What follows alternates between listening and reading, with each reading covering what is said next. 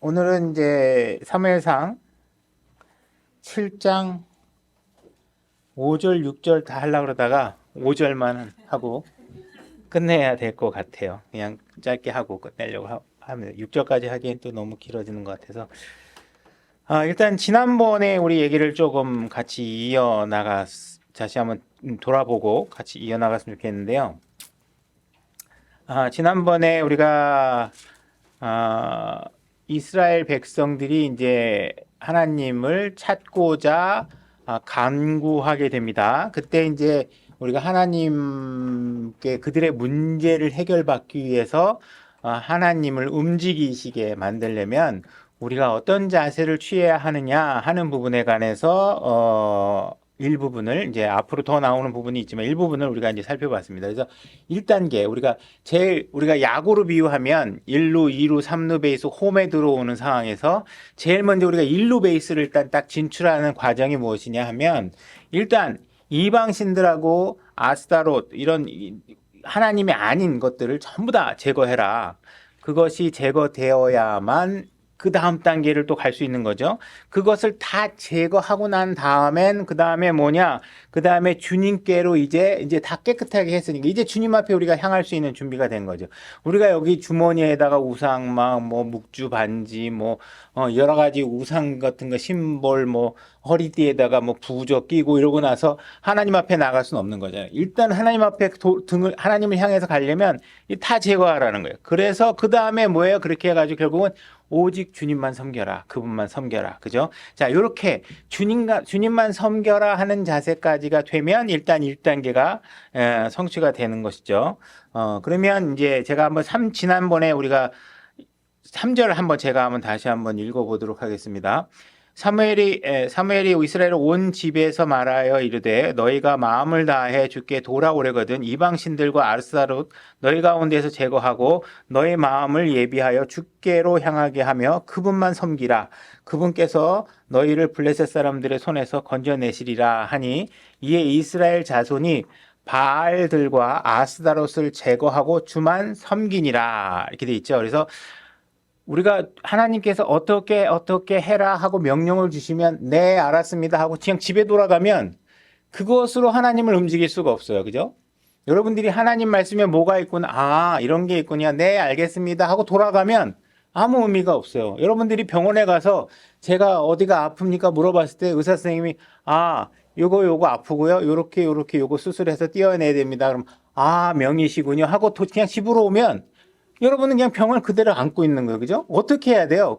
그대로 해야 돼요. 그죠? 믿는 의사가 이거 수술해야 됩니다. 아니면 이 약 먹어야 됩니다. 아니면 식후 1시간 뛰어야 됩니다 하면 그거를 순종해야 그 효과가 여러분들에게 일어나는 것이죠. 그죠?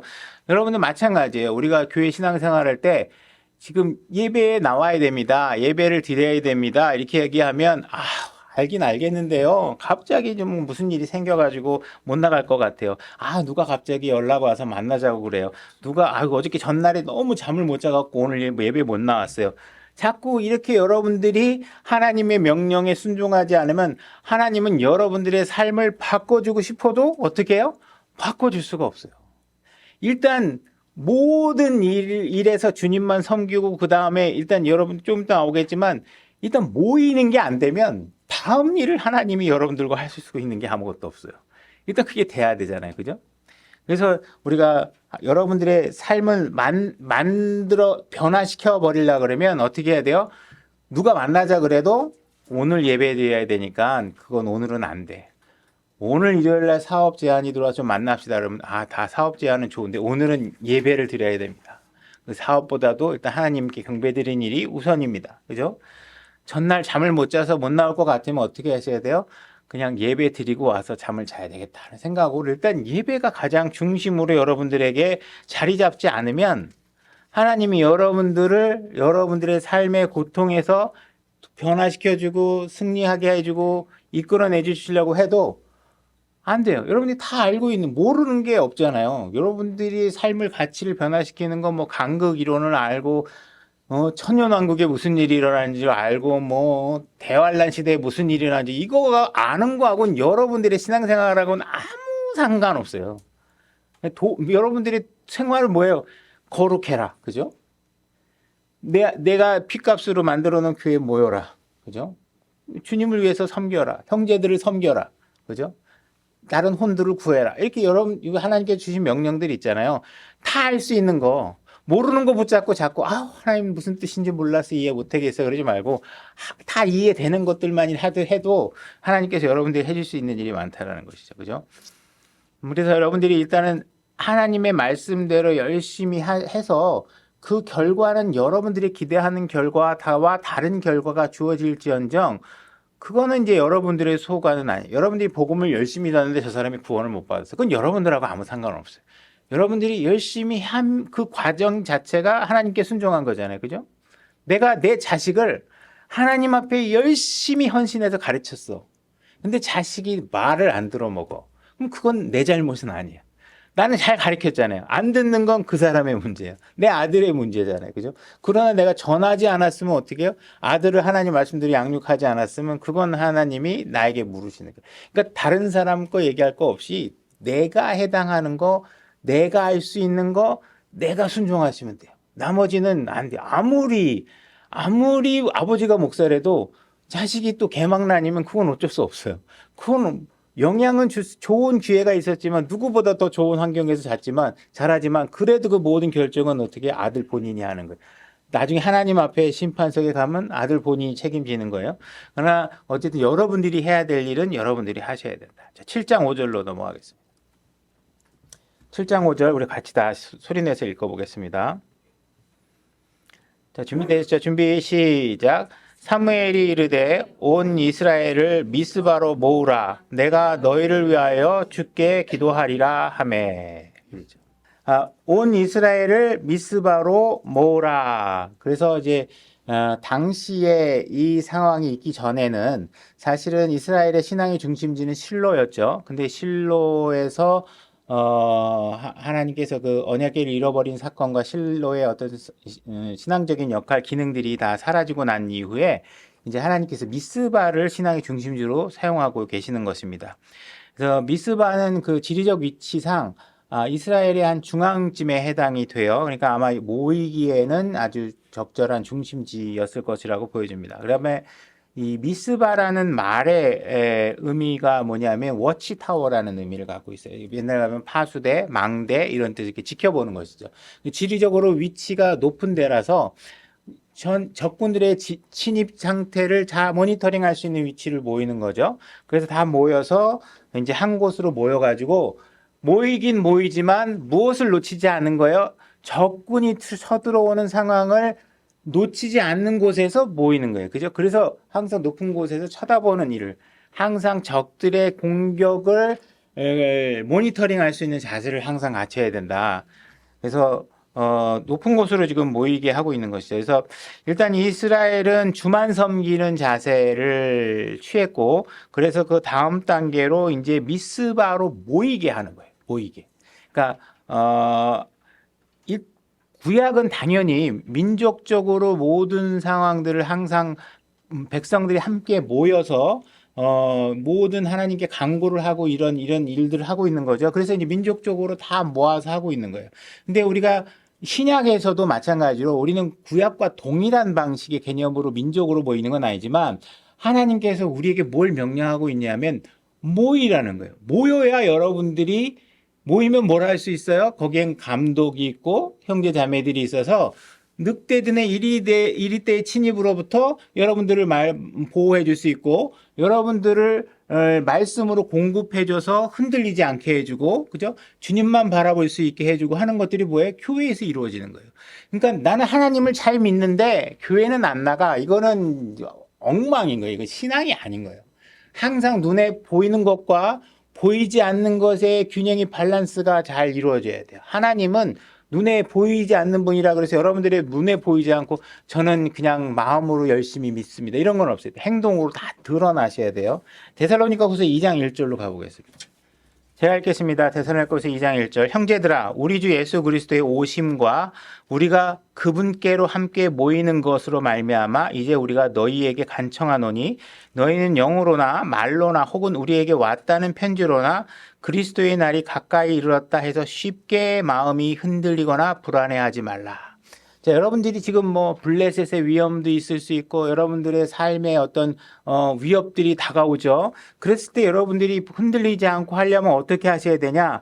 여러분들은 그리스도의 오심을 바라봐야 되는데 그 오심을 바라보는 방법이 어떻게 하느냐? 각자 혼자 앉아서 이렇게 있는 게 아니라 어떤 식으로 해요? 그분께로 함께 모여서 하셔야 돼요.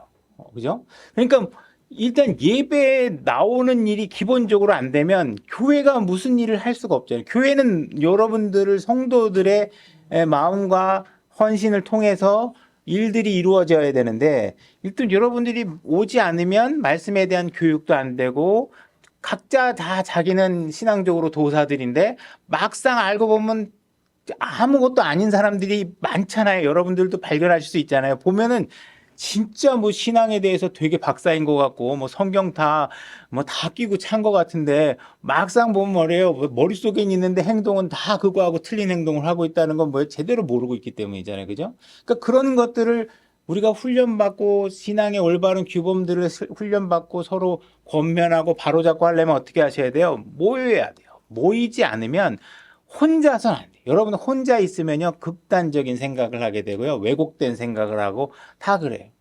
연예인들 같은 경우에들도 막 우울증에 빠져서 막 자살하거나 이런 사람들을 도울 수 있는 방법은 뭐예요? 전화 한 통만 해줘도 되고 그죠? 같이 만나서 얘기만 한번 해줘도 되고 이러는데 그들이 혼자 앉아 있으면 막 혼자 그 좌절감이나 그 막 감정의 기복이 막 훅 빠지게 되면 스스로 못 견뎌 갖고 힘들어 하잖아요. 모여 있을 때 우리가 항상 그런 어떤 좌절과 낙담 그런 거를 위로받고 하나님으로부터 위로받고 하는 일들을 모이면서 하셔야 돼요. 디모데전서 2장 1절로 가보겠습니다. 디모데전서 2장 1절 제가 읽겠습니다. 그러므로 내가 권면하노니 무엇보다 먼저 모든 사람을 위하여 간구와 기도와 중보와 감사를 드리되 왕들과 권위를 가진 모든 사람을 위하여 하라. 자, 우리는 그 뭐 옛날에 국가 조찬 기도회 등 뭐 이렇게 아니면 또 모든 교회들이 보면 이 나라의 대통령을 위해서 기도합시다 막 이렇게 하죠. 그래서 이런 말씀을 근거를 갖고 그런 기도를 해요. 하는데 왜 그런 기도를 하는지에 대한 목적을 여러분들이 잘 아셔야 돼요. 뭐 때문에 하는지 보시면 그 뒤에 이것은 우리가 전적으로 하나님을 따르며 정직한 가운데 조용하고 평화로운 삶을 살고자 함이라. 왕과 권위에 있는 사람들을 위해서 기도하는데 그 기도하는 목적이 뭐예요? 신앙인들이 신앙을 평안하게 할 수 있도록 하기 위해서 하는 거예요. 그러니까 왕을 위해서 기도하는데 우리 왕이 뭐 우리나라를 부국 강병하게 해주시고 무슨 전쟁에서 실질적인 전쟁에서 이기게 해주시고 뭐 이런 거 위해서 기도하는 게 아니라 그리스도인 탄압하지 않게 해달라고 기도하라는 거예요.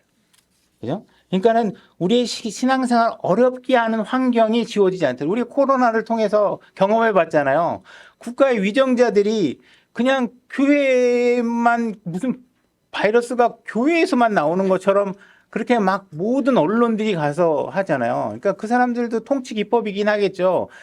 국민들은 뭐래도 손에 쥐어줘야 뭐 이렇게 붙들고 있어야 심리적인 안정을 취하니까 그래도 어디서 교회 때문에 그러는데 교회를 통제하고 있어 그러면 뭐가 국가가 일하는 것 같고 이런 심리적 안정을 주기 위해서 하지만 그런 게 결정을 안 할 수 있도록 우리가 기도를 하는 거예요.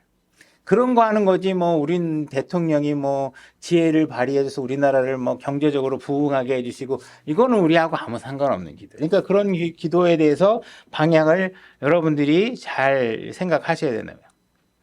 자, 이스라엘 백성이 괴로워요. 주님을 찾아야 되겠어. 간절해. 그죠? 너무 간절해 갖고 주님 어떻게 좀 도와주시죠 해가지고 막 지리산에 가서 10년 막 기도하고 그러면 뭐가 일이 될까요? 아니면 뭐 너무 간절해 갖고 내 몸을 막 자학하면서 제 몸을 고통을 주면서 막 제 소원을 이루어주십시오 이러면 될까요? 안 되죠. 저마다 자기 방법대로 해가지고 되지 않아요. 어떻게 하셔야 돼요? 하나님이 제시한 방법을 해야 되니까 하나님의 방법으로 이끌 수 있는 지도자가 필요한 거예요. 그죠? 이 백성들이 간절함은 있어. 근데 그 간절함의 마음을 어떻게 하나님을 움직일 수 있는 방법대로 우리가 무엇인가 할 수 있는지를 백성들은 몰라요. 그러니까 하나님께서 어떻게 하세요? 사무엘이라는 사람을 한 사람을 준비하셨다가 때가 되니까 어떻게 해요? 사무엘이라는 사람을 제시하고 그 사람이 백성들을 하나님이 제시한 방법대로 갈 수 있도록 이끄는 일을 하는 거예요. 그러니까는 백성들에게는 올바른 지도자가 필요하고 양떼에게는 어때요? 올바른 목자가 필요하다는 거예요. 지금 이스라엘은 지도자가 없이 긴 세월을 지나왔던 거예요. 하나님께서 필요하면 그때그때 사사들을 일으키셔서 이스라엘 백성들을 이끌어 왔지만 그 이후에 오랜 시간 동안도 지금 언약궤를 잃어버리고 난 이후에도 이들은 지금 지도자가 없이 영적인 어떤 방법들을 올바로 절차를 지킬 수 있는 상황이 못 되는 거예요. 이럴 때 하나님께서 어떻게 하셨어요? 사무엘을 보내서 백성들을 이끄는 일을 하게 하시는 거예요. 지도자가 없이 나 혼자 집에서 신앙생활 한다. 이런 건 있을 수 없는 거예요. 양들이 푸른 초장으로 잔잔한 물가로 인도되려면 누가 있어야 되느냐? 목자가 있어야 돼요. 목자가. 자기 혼자 못 가요. 출애굽에서 이스라엘 백성을 이집트에서 끄집어냈으면 하나님께서 그 끄집어내는 일을 어떻게 누구를 통해서 하느냐? 모세를 통해서 하는 거예요. 항상 지도자가 있어야 백성이 이끌려 나오는 거예요. 모세가 끌고 나왔을 때 광야에 백성들이 이끌고 나왔을 때 이들에게는 무엇이 필요하냐? 가나안까지 가는 나침판도 없고 지도도 없고 도로 표지판도 없을 때 하나님께서 어떻게 하셨어요? 구름 기둥과 불 기둥으로 그들을 이끌어내셔서 가나안까지 이끌어 가시는 거예요. 그러니까 그 이후에 가나안에 도착했을 때는 어떻게 하셨어요? 모세라는 사람이 이제 죽게 되면 그 다음에 어떻게 여호수아를 하나님께 제시하셔서 여호수아가 이들을 이끌고 가나안 땅으로 들어가는 일을 하는 거예요. 그러니까 하나님께서는 지도자가 없이 자기 양떼를 이끌지 않으신다는 거예요. 양의 성질 자체가 자기가 어디로 가야 되는지를 모르는 존재가 양떼들이에요. 그러니까 여러분들이 양인데 능력도 없는데 마음만 간절해서 내 방법대로 뭘 할 거야. 막 힘줘서 기도하고 땀 흘려서 기도하고 막 이래봐야 아무 소용없어요. 찜질방에서 기도하는 거나 별 차이 없는 거예요. 그러니까 하나님께서 제시한 방법대로 여러분들이 움직이지 않는다면 안 되는 거죠. 그러니까 지금 사무엘의 등장의 역할은 무엇을 보여주고 있냐면 하나님의 방법을 제시하는 방법들을 제시해주는 역할을 하는 거예요. 그러니까 주님을 찾는 마음만 갖고 되는 게 아니에요. 그러면 여러분들은 어떻게 하셔야 돼요? 나를 이끌어줄 리더를 만나셔야 돼요. 그렇죠? 여러분들이 자기의 리더가 어딘지 몰라가지고 어느 옆집 목사님이 내 아버지인지 우리 교회 목사님이 내 아버지인지 몰라가지고 그냥 저쪽에서 부르면 저쪽에 가서 앉아 있어서 헌금하고 이쪽에서 부르면 이쪽에서 하고 내가 낮은 마음 침례교는 다이지만 사실 마음속으로는 다른 목사님을 존경해 이런 식의 신앙생활을 하면 여러분들은 성경적인 이 취지를 모르는 거예요. 그들은 하나님이 세운 일꾼을 발견 못하는 거예요. 근데 하나님이 세우는 일꾼을 발견하고 그 목자를 따라가셔야 된단 말이에요. 근데 이게 내가 저 목자보다 내가 항상 잘난 것 같으니 이게 목자가 눈에 들어오나. 그죠? 교만, 예수님도 자기 자신을 우리를 위해서 낮추시는데 사람은 그게 안 되는 거예요. 다 내가 똑똑한 것 같은 거예요. 더군다나 이 킹제임스 신약 안에서는 보면요. 너무 똑똑한 사람이 많아. 올바른 지도자가 하나님께서 지도자를 제거하시는 거는요. 성경에서 일종의 징계예요. 자, 이사야서 3장 4절로 가보겠습니다. 이사야서 3장 4절입니다. 제가 읽겠습니다. 내가 아이들을 주어 그들의 통치자가 되게 하며 아기들이 그들을 다스리게 하리니 백성이 학대를 받되 각 사람이 다른 사람에게 각 사람이 자기 이웃에게 학대를 받으며 아이가 원로에게 교만히 행하고 천한 자도 귀한 자에게 그리하리라. 그러니까 하나님께서요 징계로 어떻게 하시냐? 그래? 그럼 내가 저 어린애를 네 리더로 만들어줄게. 올바른 지도자를 제거해 버리시는 거예요. 그러면 그냥 아무나 가서 그냥 머리에 진짜 피도 안 마른 사람들이 그냥 국가를 리더하고 조직을 리더하고 이런 교회를 리더하고 이런 일들이 생기버리는 상황들이 벌어지는 거예요. 그러니까 자격이 안 되는 사람이 세워지게 되는 건 불행인 거예요. 여러분들에게, 교회 성도들에게. 그죠? 자, 로마서 10장 2절로 가보겠습니다. 제가 읽겠습니다. 내가 그들에 대해 증언하노니 그들이 하나님께 대한 열심은 있으나 지식에 따른 것이 아니니라. 그죠? 사람들은 저마다 뭘 열심히 해. 신앙생활도 열심히 하고 교회도 열심히 나오고 헌금도 많이 하고 뭐 다 열심히 해. 근데 뭐대로 하라는 게 하나님이 하라는 대로는 안 하고 다 자기 좋을 대로 하는 거야. 다 자기 좋을 대로. 그죠? 그들이 하나님의 의를 알지 못하여 자기 자신의 의를 세우려고 다니며 하나님의 의에 복종하지 아니하였느니라. 그러니까 자기 열심으로 하는 건 뭐예요? 하나님의 의에 복종하지 않는 거예요. 저 주님을 위해서 열심히 살았어요. 죽을 힘을 다했어요. 아내와 남편을 위해서 내가 열심히 잘 살아보려고 최선을 다했어요. 라고 이렇게 여러분들이 그냥 노력했어요. 이런 것만 갖고는 주님 앞에서는 뭐예요? 안 되는 거예요. 어떻게 하셔야 돼요? 여러분들의 노력을 제거하시고 하나님이 어떻게 하라고 했는지를 보시고 그 말씀에 순종하는 거예요. 그 순종하셔서 그 말씀대로 하시면 되는 거예요.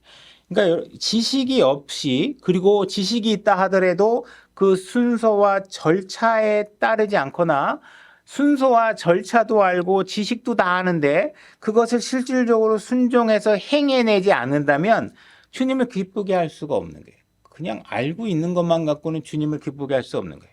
그래서 여러분들이 구원을 받기 위한 것도 마찬가지로 여러분들이 믿음이라는 어떻게 하라고 믿으라고 한 행위들을 그대로 여러분들이 행하고 하셔야지 내가 의를 행하고 악을 멈추고 이렇게 내가 가지고 있는 기준으로 어떤 칭의를 얻을 수 없다라는 것이죠. 그죠?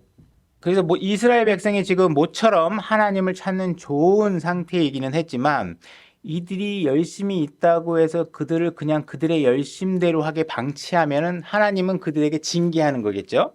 그러니까 하나님께서 어떻게 해요? 내가 너의 열심을 알았어. 네 마음의 중심을 알겠어. 그러니까 내가 보낸 사람을 믿고 따라야 돼. 이렇게 얘기한 거예요. 근데 만약에 그들이 나 이 사람은 안 따르겠어. 이 사람 하나님 보내신 사람이라 내가 인정 못 하겠어. 그러면 어떻게 돼요? 그래도 또 하나님이 그 일을 그들을 통해서 변화된 삶을 만들어내지 못해요. 그러니까 항상 하나님께서 보내준 사람을 믿는 것과 하나님을 찾는 것과 이것이 균형 있게 잘 이루어져야 되는 거예요. 그러니까 지금 주님을 찾는 이들의 상태, 마음의 상태는 아주 좋은 출발점이죠. 그러나 하나님이 가르쳐준 지식대로 이들이 하지 않으면 그것만 갖고는 아무것도 안 돼요. 그것만 갖고. 하나님이 시키는 대로 해야 그들에게 열매가 보여지는 것이죠. 자, 우리가 초대교회의 모습을 한번 살펴볼 텐데 사도행전 2장 38절로 가보겠습니다. 자, 사도행전 2장에서 베드로가 설교를 합니다. 설교를 했더니 3천 명의 무리가 회개를 합니다. 2장 38절. 이에 베드로가 그들에게 이르되 회개하고 너희 각 사람들이 예수 그리스도 이름으로 침례를 받아 죄들의 사면을 얻으라. 그리하면 너희가 성령님을 선물로 받으리니 41절. 그때 그의 말을 기쁘게 받아들인 자들이 침례를 받음에 바로 그날에 3천 혼가량이 그들에게 더해지더라. 자, 사도행전 4장 4절로 가보겠습니다. 그럼에도 불구하고 그 말씀을 들은 사람들 중에 많은 이가 믿었고 남자 수가 5천쯤 되더라. 자, 그래서 이번엔 또 4장으로 갔더니 남자의 수만 5천 명이 되는 그런 일들이 벌어지고 있는 거죠. 6장 7절로 가보겠습니다. 6장 7절 제가 읽겠습니다. 하나님의 말씀이 자라나서 예루살렘에서 제자들의 수가 크게 늘어나고 제사장들의 큰 무리도 믿음에 순종하니라. 자, 6장에 갔더니 이제 제자들이 또 어마어마하게 늘어나는 일들이 벌어지죠. 그러니까 믿고 구원받은 사람들 숫자만 아니라 진짜 훈련받아서 복음의 사역을 감당할 수 있는 사람들이 거리에 나가서 그 복음의 메시지가 뭔지 전할 수 있는 능력의 사람들이 또 어마어마한 숫자들이 늘어나고 있는 것이 보여지죠. 이렇게 구원받은 사람들의 수가 이렇게 자꾸 늘어나는 이유는 무엇 때문이냐? 바로 사도들이 올바른 신약 교리와 복음을 목숨을 걸고 선포했기 때문에 그런 거예요. 사도들이 다 알고 있는데 그냥 자기만 알고 있어. 그리고 남한테 가서 전하지 않아. 이러면 일어나지 않겠죠. 그죠? 그 전하는데 그 전하는 일이 쉬운 일이 아니잖아요. 죽음을 무릅쓰어야 되잖아요. 그죠? 그러니까 여러분들은 자기 생명을 하나님의 일보다 더 중요하게 여기면 큰 일을 할 수 없는 거죠. 그죠? 여러분들이 정말 그 높은 수준의 정말 영적인 경지의 어떤 최고 수준의 것은 뭐예요? 예수 그리스도도 사도들도 다 뭘 한 거예요? 자기 목숨을 초기와 같이 버린 거예요. 근데 그게 아깝지 않을 정도로 하나님께 보상을 해주시니까 그게 가능한 거죠. 그러니까 여러분들이 이 가치가 이 예수 그리스도를 믿고 구원받는 가치가 내가 하루 이틀 더 사는 것보다 엄청 가치 있다는 사실 여러분들이 알아야 엄청난 능력의 신앙적인 파워가 여러분들에게 나올 수 있는 것이죠. 그죠? 그러니까 이들이 이렇게 할 수 있었던 이유는 뭐냐? 사도행전 2장 42절. 자, 이들이 이렇게 엄청난 능력을 행할 수 있게 된 그 바로 동기, 그 기저에는 어떤 일이 있었냐면 그들이 흔들리지 아니하며 사도들의 교리와 교제 안에 머물고 빵을 떼며 기도하더라. 여러 가지 위협들과 불안하고 흔들릴 수밖에 없는 위협들이 오니까, 안 믿고 때려칠까? 내가 그냥 기독교 아니라고 선언할까? 나는 교회 안 다닌다고 얘기할까? 정부에서 너 교인 예수 따르는 사람이지 그러면 저는 아니에요. 예수님 전혀 몰라요. 이거 할까? 이런 고민이 있었을 때 그들을 더 강하게 붙들어서 그들의 역량으로 수많은 구원의 혼들이 일어날 수 있었던 이유는 뭐냐? 사도들이 가르치는 거, 하나님이 가르치는 거 말고요. 하나님이 사도를 통해서 가르치잖아요. 그죠? 그러니까 무슨 영적인 거 혼자 앉아갖고 내가 하나님으로부터 뭘 들었어요. 하나님의 음성이 어저께 뭘 왔어요. 이런 게 아니라 눈에 보여 하나님이 세운 일꾼들이 있잖아요. 그 또 하나님이 사도인지 아닌지 분별할 수 있도록 하나님께서 해주신 기준이 당시에 있었고, 그래서 그 사도들이 전하는 말을 믿은 거예요. 그러니까 여러분들이 하나님을 믿는다는 것과 사도를 따른다는 것에, 눈에 보이는 사람을 따른다는 것에 균형이 제대로 되어 있지 않으면 마치 사도들은 다 필요 없어, 나는 하나님 성경 보고 나 혼자 다 깨달을 거야, 이러면은 안 된다는 거예요. 다시 같이 그 다음에 교제 안에 머무는 거잖아요. 그죠? 교제하려면 어떻게 하셔야 돼요? 모여야 돼요. 모여야 돼. 모이는 게 안 되면 하나님은 다음에 일을 하실 수가 없어요. 이게 가장 기초야. 그죠? 교회도 안 모이는데 안 나오는 사람을 가지고 교회에서 무슨 일을 할 수 있느냐? 아무것도 할 수가 없어요. 그죠? 그러니까 일단은 그걸 모여야 하나님께서 오케이, 그러면 다음 일을 줄게, 이렇게 하실 거 아니야. 그러니까 우리가 이런 일을 하려면 모이셔야 된다는 거예요. 그래서 사도들의 올바른 인도가 없었다면 이런 지속적인 일들이 없어요. 그냥 각계 전투로 알아서 한 게 아니라 사도들이라는 구심점이 있었던 것이에요. 그죠? 그런 사도들이 말씀을 공급하지 않았다면 성장할 수 없는 거예요. 그러니까 이스라엘을 광야로 이끄시고 나서 그들을 지도자 없는 공백을 만들지 않기 위해서 구름 기둥과 불 기둥으로 그들을 인도하신 것처럼 신약교회가 태동하고 나서 성경이 완성되는 시기까지의 그 공백 기간을 하나님께서 그대로 놔두실 수 없으니까 어떤 방법으로 사용하셨냐? 사도들을 세우셔가지고 그 사도들의 기준점으로 인해서 그들에게 신약교리를 가르치고 그들을 방치하지 않고 그들을 신약교회에 필요한 예수 그리스도의 메시지와 복음과 신약 교리들을 그들이 공급받을 수 있도록 한 것이죠. 그러고 나서 그것이 완성이 되는 과정에서 그 다음에 지역교회 감독들에게, 목사들에게 그 역할을 양도하게 되는 것이죠. 그래서 사도 역할은 이제 거기서 이제 끝나게 되는 것입니다. 그래서 이제 우리가 거짓 지도자를 따르면 안 되겠죠. 사무엘이 딱 나타났는데 그 진짜 하나님이 보낸 사람인지 그들이 백성이 인식할 수 없으면 안 되잖아요. 그죠? 그래서 거짓 리더가 나타나면 그런 사람들을 따르면 안 돼요. 그래서 여러분들은 하나님이 인정하는 올바른 목자를 발견해 내셔야 돼요. 기도하고 여러분들이 마음의 중심이 올바로 서 있으면 하나님께서 그 목사들을, 그 감독들을 발견할 수 있도록 하나님께서 인도해 주신다는 거예요. 예레미야 5장 12절로 가보겠습니다. 예레미야 5장 12절 제가 읽겠습니다. 그들이 주에 대하여 그릇되게 전하며 말하기를 그분은 계시지 아니한즉 재앙이 우리에게 닥치지 아니하며 우리가 칼이나 기근을 보지 아니하고 대언자들은 바람이 되리라. 말씀이 그들 속에 있지 아니한즉, 다시 말해서 이렇게 하나님은 계시지 않는다 이렇게 얘기하는 사람들에게는 뭐가 없다는 거예요? 하나님이 계시지 않는다는 거예요. 그리고 실제로 이들은 올바른 대언자들이 문제가 있다라고 얘기하고 바람처럼 사라지겠다고 얘기하는데 하나님께서 뭐라 그래요? 오히려 그들을 비난하는 그런 사람들이 결국은 말씀이 그들 속에 있지 아니한즉 그와 같이 그 일이 그들에게 이루어지리라. 오히려 거짓 대언한 사람들에게 그 일이 일어날 것이다 이렇게 얘기하고 있습니다. 그래서 여러분들은 항상 거짓 대언자들을 주의하셔야 돼요. 올바른 리더자가 없으면 백성들은 올바로 인도될 수가 없어요. 교회에 올바른 리더가 없으면 이쪽이 없어요. 그래서 저는 그냥 진짜 진영 안에 교회 이렇게 사이트 돌아다니다가 동영상 이렇게 보다 보니까 태극기 먹게다 들고 태극기 집회 나갔던 거 동영상으로 찍어갖고 올리고 이런 상황들을 보면 막 가슴이 저며. 그리고 정치적인 견해를 얘기하는 게 아니라 왜 교회 유튜브 채널에다가 자기가 태극기 집회에 나간 동영상을 올리는지 난 이해를 잘 못하겠어요. 골로새서 3장 16절. 골로새서 3장 16절 제가 읽겠습니다. 그리스도의 말씀이 너희 속에 모든 지혜로 풍부히 거하게 하여 시와 찬송가와 영적 노래로 서로 가르치며 훈계하며. 여러분들을 누군가가 여러분들을 보면 저 사람에게는 하나님의 말씀이 있어. 이 얘기를 들을 수 있게 하셔야 돼요. 그러려고 그러면 어떻게 하셔야 돼요? 여러분들이 서로 가르치고 서로 권면하고 함께 찬송과 시로 여러분들의 말씀의 지식들을 세워나가고 하는 일들이 끊임없이 여러분의 생활 속에서 일어나셔야 돼요. 내 마음속에 은혜로 주께 노래하고 또 너희가 말이나 행위로 무엇을 하든지 모든 것을 주 예수님의 이름으로 하며 그분을 힘입어 하나님 곧 아버지께 감사를 드리라. 그래서 신약 성도들은 교제 안에 머물러야 되고 서로 가르쳐서 저 사람에겐 하나님의 말씀이 있어. 이 사실이 드러나게끔 여러분들이 있으셔야 되는 거예요. 그러니까는 여러분 안에 하나님의 말씀이 없고 거짓 목사의 간증으로 막 우리 목사님은 글쎄 이런 어려운 경우가 있었었대. 그때 뭐 기도를 했더니 갑자기 막 그때 어떤 무슨 놀라운 일이 일어났다 하면서 목사의 그 거짓 간증이 여러분에게 있다거나 목사들이 얘기하는 상식적인 주장, 여러분들 생각해 보세요. 하나님이 이러실 리가 있겠어요?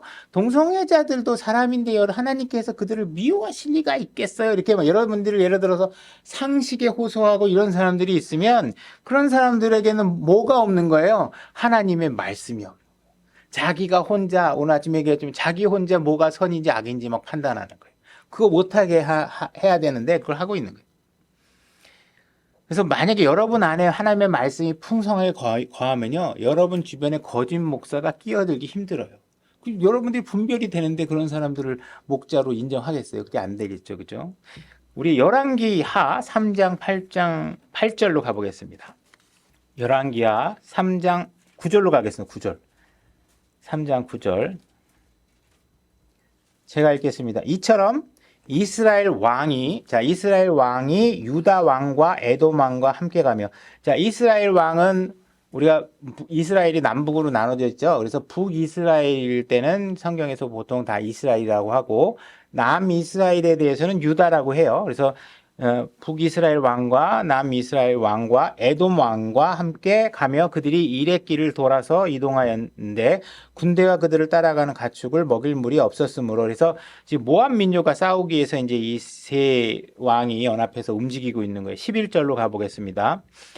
그러나 여호사밧은 이르되 우리가 대언자를 통해 주께 여쭙고자 하니 여기에 주의 대언자가 없느냐 하매 이스라엘 왕의 신하들 중 한 사람이 대답하여 이르되 엘리야의 손에 물을 붓던 사밧의 아들 엘리사가 여기 있나이다 하거늘 여호사밧이 이르되 주의 말씀이 그에게 있도다 하니라. 이에 이스라엘 왕과 여호사밧과 에돔 왕이 그에게로 가니라. 지금 이 엘리사라는 사람 이름을 딱 거명을 하니까 이 왕들이 이스라엘 전역에 있는 사람과 주변 국가에 있는 사람들이 뭘 인식한 거예요?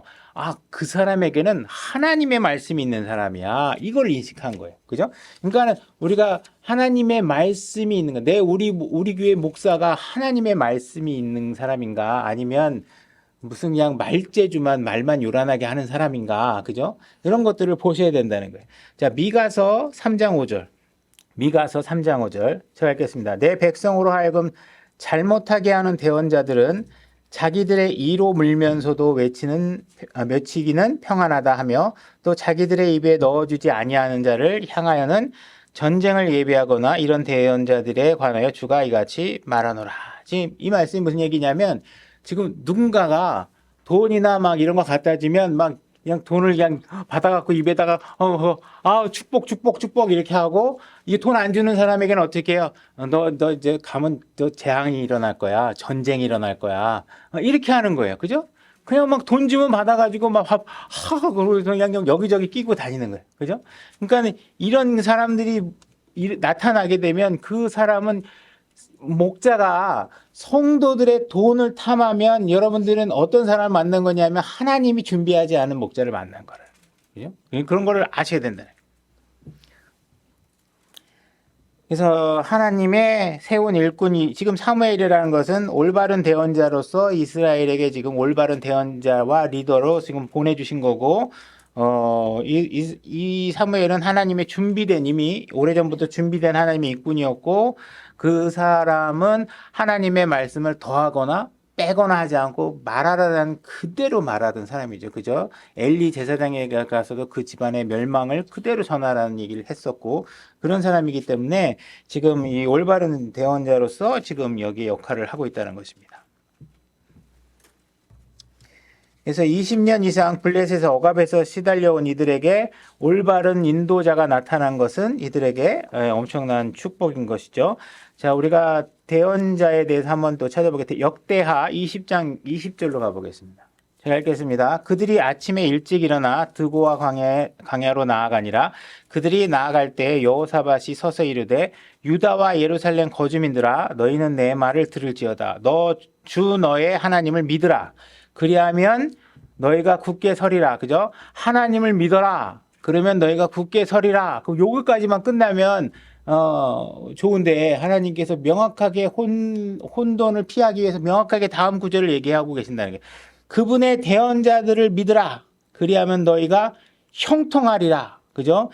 여러분들이 굳게 되는데 실질적인 이 땅의 형통을 얻으려면 어떻게 하셔야 돼요? 이 땅에 눈앞에 보이는 하나님이 세워진 대언자의 말을 따라서 그 말을 믿고 행해야 실질적인 피지컬적인 일들을 행해야 형통하는 게 이루어진다는 거예요. 그러니까 나는 하나님은 믿는데 눈에 보이는 대언자는 안 믿겠다. 이거는 하나님의 명령을 이해하지 못하는 거예요.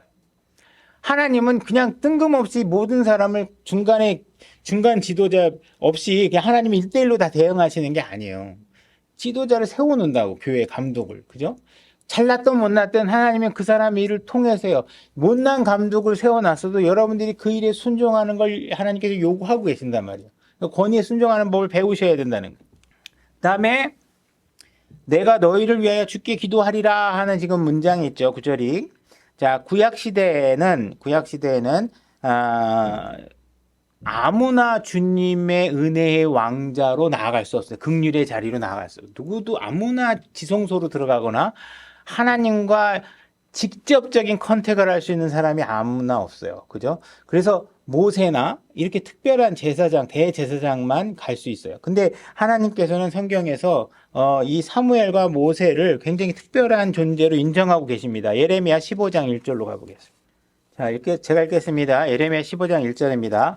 그때 주께서 내게 이르시되 모세와 사무엘이 내 앞에 서 있다 할지라도 내 생각은 이 백성을 향하여 기울 수 없나니 이렇게 얘기하고 있죠. 그러니까 하나님께서는 내가 모세와 사무엘이 와도 내 마음을 못 받고 이 얘기할 정도로 모세와 사무엘은 굉장히 상징적인 하나님 앞에서 상징적인 인물이라는 걸 우리가 알 수가 있어요.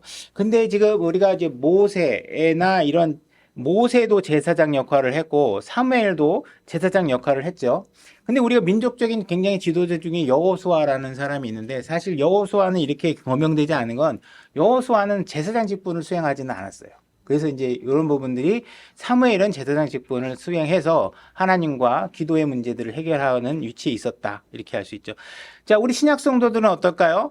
누군가 나를 위해서 대신 기도해 줄 필요가 없죠. 우리는 모두가 다 사무엘과 모세보다 더 가까이 주님 앞에 나갈 수 있는 아들의 신분을 얻었어요. 그죠? 우리는 아들이고 종과 아들은 혈통으로 틀려요. 그죠? 종은 피가 안 섞인 존재고 아들은 어떻게 해요? 피가 섞인 존재예요.